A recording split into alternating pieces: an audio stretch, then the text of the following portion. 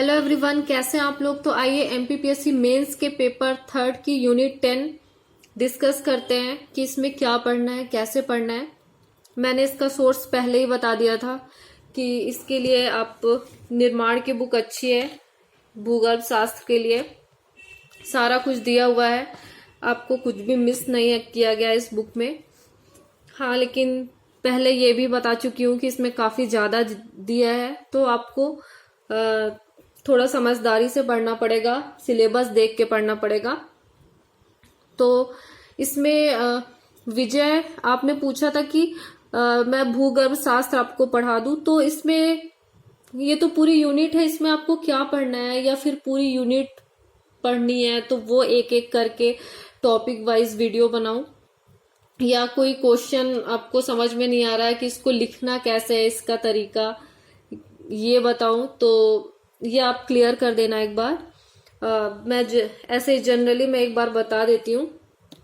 जैसे कि इसमें सब कुछ वैसे बहुत इजी है, कुछ भी टफ नहीं है इसमें।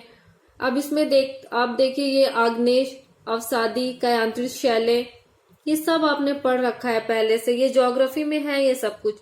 खनिज, अयस्क है, जीवाश्म है, अपक्षय अपर्दन है।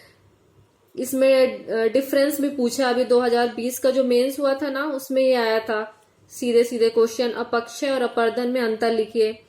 11 नंबर में ये वाला क्वेश्चन आया था कि मृदा निर्माण को प्रभावित करने वाले कारक लिखिए।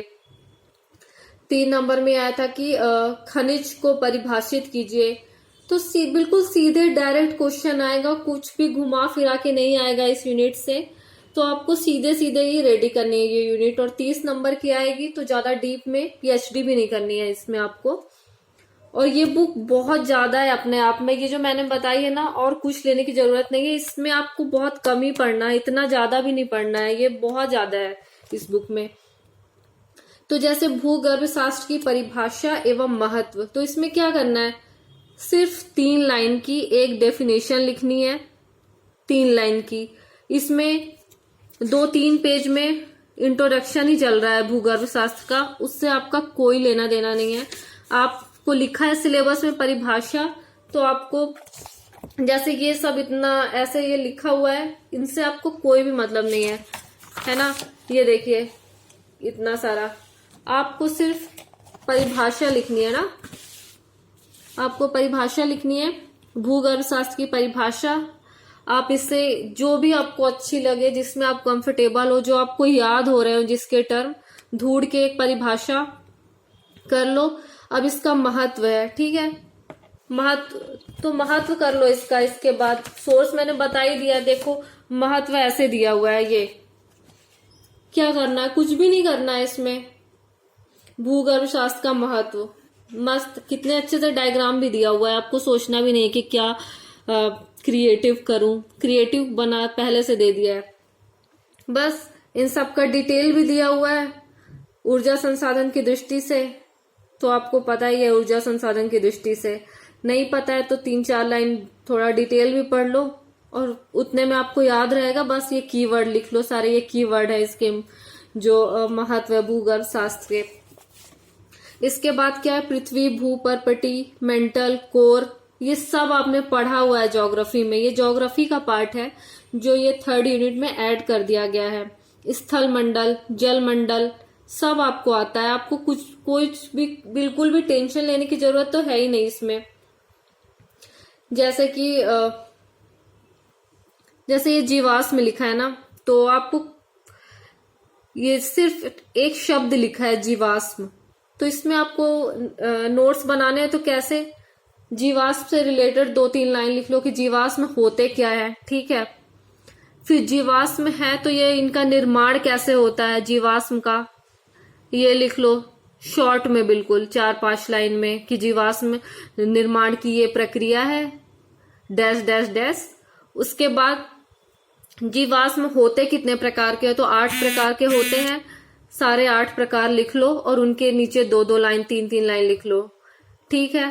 फिर जीवाश्म है, फिर इनका निर्माण प्रकार, फिर इनकी आयु का निर्धारण कैसे होता है, सिर्फ 3 लाइन में, कि किन किन विधि से जीवाश्म की हम आयु पता लगा सकते हैं कि ये कितने पुराने हैं।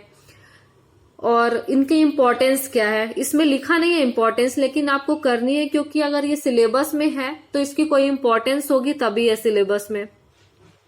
5-6 लाइन में आप इसकी इम्पोर्टेंस देख लो। तो ऐसे आपको किसी भी टॉपिक को कवर करना है। आप कुछ भी आ जाए, आपसे तो बनना ही है वो क्वेश्चन। आपको ऐसे होलिस्टिक अप्रोच लेके चलना है। एक बार मैं दिखा देती हूँ कि ये एक टर्म है, इसको मैंने सिर्फ एक पन्ने में कंप्लीट किया और मैं इतना ही मुझे करना है, पढ़ूंगी। देख, ये शॉर्ट में मैंने आप लोगों के लिए बनाया है।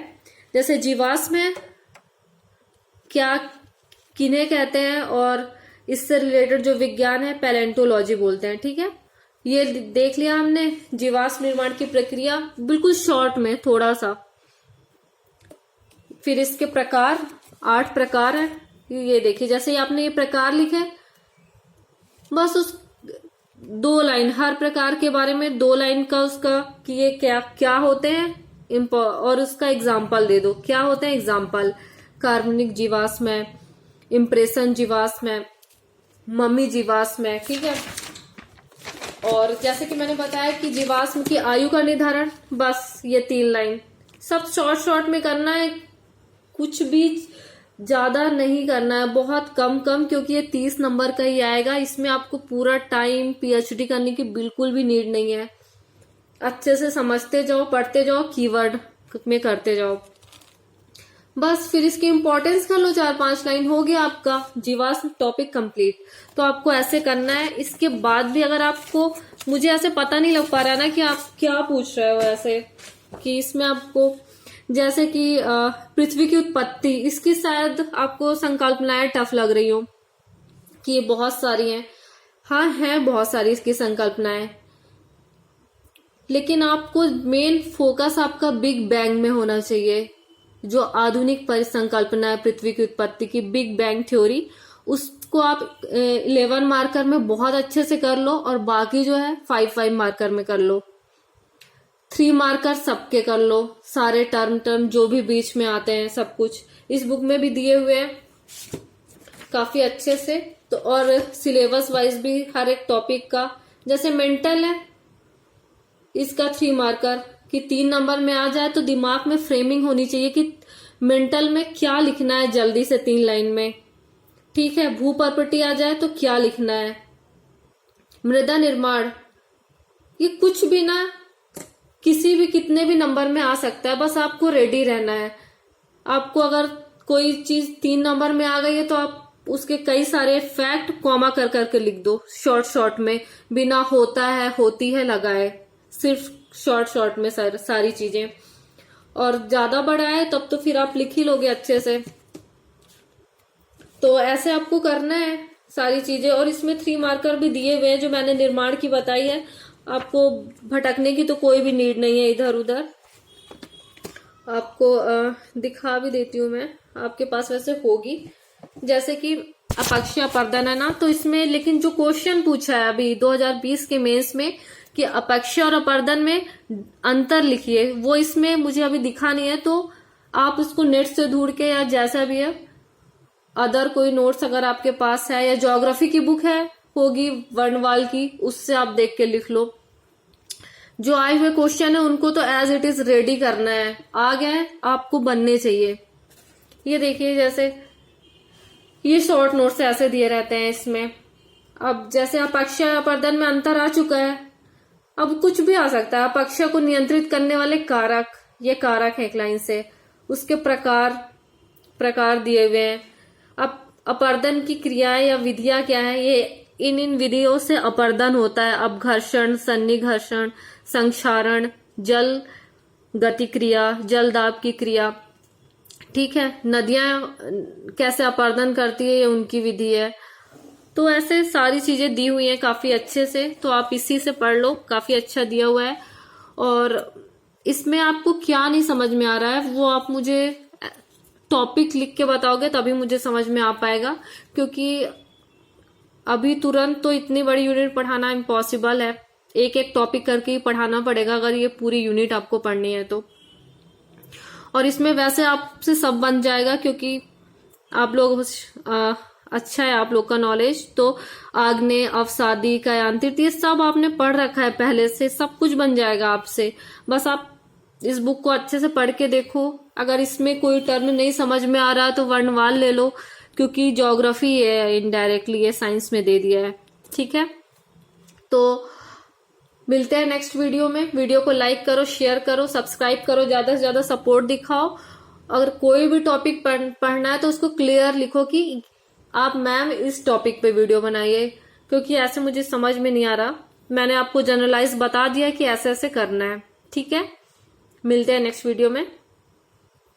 Thank you.